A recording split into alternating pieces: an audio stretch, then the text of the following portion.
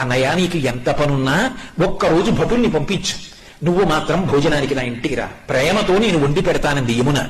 మన్నించి యమధర్మరాజు కార్తీక మాసంలో శుక్లపక్షంలో విధియ తిథి నాడు యమున ఇంటికి భోజనానికి వెళ్ళాడు. ఏం చెయ్యాలి అన్నయ్య వస్తే?